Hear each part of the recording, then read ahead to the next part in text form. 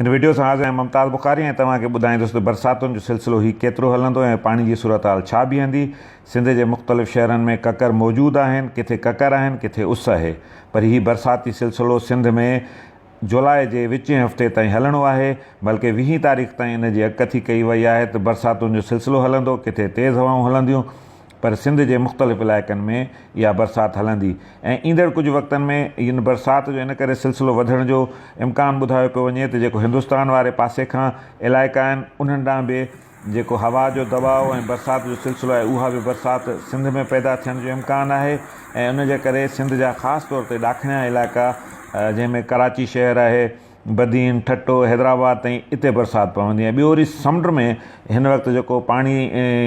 जेको दबाव आहे, हवा जो दबाव, उनजे करे बि ॿुधायो पियो वञे त बरसाति इहा 19 जुलाई ताईं हिकिड़ो वॾो सिलसिलो जेको आहे हुनजो जारी रहंदो, छो त हिंदुस्तान जो जेको राजस्थान वारो इलाइक़ो आहे उते बि तमामु घणो बरसाति जो जेको सिलसिलो मौजूदु आहे उहो बि सिंध ॾांहुं रुख़ कंदो ऐं अरबी समुंड जंहिंखे चयो वेंदो आहे या सिंध समुंड चऊं, पाण सिंधी समुंड चऊं, उते बि बरसाति जो सिलसिलो 2-3 ॾींहंनि खां हलंदो ऐं ख़ासि तौर ते कराची में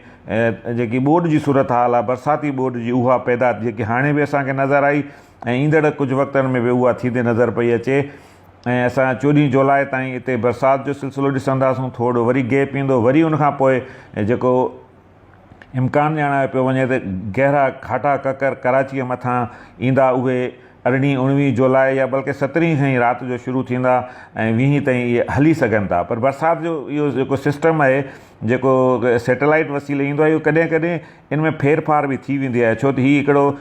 कुदरती सिस्टम आहे। हवा जो दबाव किथे घटिजी थो वञे, किथे समुंड जो जेको बाफ़ वारो निज़ाम आहे उहो मटिजी वेंदो आहे, सो इन जे करे हीउ मुस्तक़िल न हूंदो आहे, पर कंहिं हद ताईं इहो आहे त इहा बरसाति मुमकिन आहे त इहा वधंदी। इन करे पाणी जेको आहे उहो किथे 115, किथे 120 मिलीमीटर ते थी वेंदो, मिलीलीटर, पर मसइलो ml खां वधी जेको आहे त हिन वक़्तु जेकी इंतिज़ामी तौर ते कंहिं बि क़िस्म जी का तयारी नज़र न पई अचे, इहा ॾाढी हिकिड़ी परेशान कोन आहे त सिंध में मुख़्तलिफ़ 2-3 पासनि खां जॾहिं बरसाति जो सिलसिलो आहे,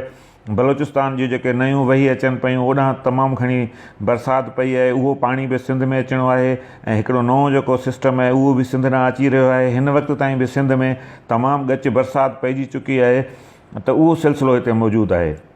हाणे चऊं था पाण दरियाई जेको सिस्टम आहे मुल्क जो, त जेको दरिया मुल्क में अचनि पिया, त जेकॾहिं इहो जुलाई जी जेको 15 या 16 तारीख़ खां पोइ उते बि बरसातुनि जो सिलसिलो जुड़े पियो, जेकॾहिं उहो जुड़ी वियो ऐं हितां जेको समुंड में जेको दबाव मौजूदु आहे जेको जो, त उन दबाव जे करे हवा जो दबाव जेको आहे उहो जेकॾहिं उहो मौजूदु रहियो त पोइ इहो आहे त उते बि पाणी जा वहोकरा तमामु घणा वधी वेंदा, जेके हिन वक़्तु तरबेला जे मथां बहितर आहिनि। तरबेला डैम जी बि हाणे हुन पाणी 1477 फुट ताईं सतह पहुची वई आहे। मंगला डैम में बि पाणी अची वियो आहे, त इन्हनि समूरनि पाणी जे वहोकरनि जो बि असरु पवणो आहे। सो पाणी जे वहोकरनि में वाध सां गॾु जेकी सिंध में बरसाति हलंदड़ आहे, इन जे करे सरकार खे इन हवाले सां शहरी इलाइक़नि में, ॻोठाणनि इलाइक़नि में बंदोबस्तु करणु घुरिजनि, छो त कराची में बरसाति जी मूं रुॻो ॻाल्हि कई आहे, पर हुन सां गॾु रुॻो उते न आहे, सिंध जे ॿियनि शहरनि में बि बरसाति पवंदी ऐं ठीकु ठाकु बरसाति पवंदी। हैदराबाद खां वेंदे सखर ताईं या कराची खां कश्मीर ताईं मुख़्तलिफ़ हंधनि ते बरसाति पवंदी। सिंध जा पहाड़ी इलाइक़ा हुजनि, सहरा हुजे, थर हुजे या पहाड़ी इलाइक़ा हुजनि या कच्छ जा इलाइक़ा, जिथे किथे बरसाति जो इम्कानु आहे। इन करे जुलाई वारे महीने में सरकार खे तमामु घणो अलर्ट रहणु घुरिजे।